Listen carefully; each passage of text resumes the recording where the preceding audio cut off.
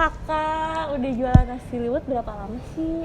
Kalau untuk jualan nasi liwetnya, Bunda jualan udah selama 1 tahun. Baru 1 bulan. Bunda tahu nggak sih kalau misalnya resep nasi liwet Bunda itu termasuk sebagai rahasia dagang di hukum kekayaan intelektual? Sementara ini sih Bunda belum paham, belum tahu. Rahasia dagang apa kak? Oke, kalau kayak gitu aku boleh nggak sih jelasin dikit aja tentang rahasia dagang? Boleh sekali, dan Bunda juga ingin tahu loh. Jadi rahasia dagang itu memiliki pengertian menurut pasal 1 angka 1 Undang-Undang Rahasia Dagang.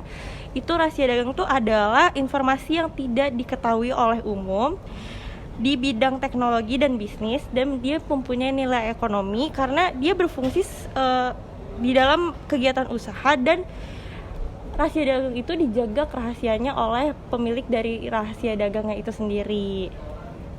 Kalau begitu berarti usaha Bunda ini perlu didaftarkan apa enggak ya? Untuk mendapatkan mengetahui rahasia dagang. Terus itu harus didaftarkan dulu kak. Jadi gini Bunda, untuk hukum kekayaan intelektual itu ada 2 jenis. Yang pertama itu ada deklaratif, yang kedua itu ada konstitutif Kak. Untuk yang deklaratif itu merupakan hukum kekayaan intelektual yang tidak perlu didaftarkan. Sedangkan untuk konstitutif itu hukum kekayaan intelektual yang perlu didaftarkan. Kebetulan untuk rahasia dagang ini sendiri termasuk ke dalam deklaratif, jadi tidak perlu didaftarkan. Jadi ketika nasi liwet Bunda atau kakak udah jadi, udah ada wujud, udah ada cita rasanya, secara otomatis itu sudah mendapatkan perlindungan hukum seperti itu. Jadi tidak perlu didaftarkan kembali ya kak? Iya. Bunda atau kakaknya kan di sini punya hak ya karena memiliki rahasia dagang, yaitu menggunakan rahasia dagang yang dimiliki dan memberikan lisensi dan juga melarang pihak lain untuk menggunakan rahasia dagang yang ibu miliki. Nah, apakah di sini ibu berniat untuk berbuka cabang untuk nantinya? Pasti berniat dong, untuk kemajuan usaha pasti berniat. Ya.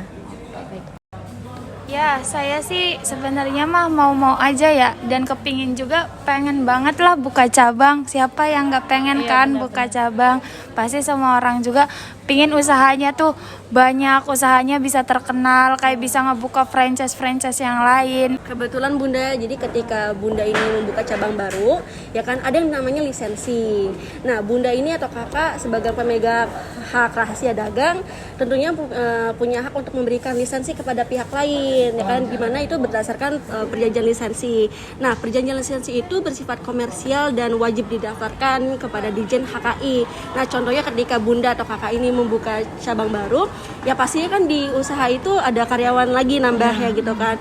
Nah, di mana di beberapa karyawan itu ada yang megang di bagian dapur. Tentunya megang dapur itu mengetahui resep yang Bunda miliki ini gitu kan. Jadi dapat dilihat bahwa dari fungsi lisensi ini untuk melindungi resep Bunda nih jika suatu waktu disalahgunakan oleh karyawan, seperti itu Bunda. Oke, berarti untuk itu kita nggak perlu daftarkan lagi, atau daftarkan nanti untuk lisensi itu?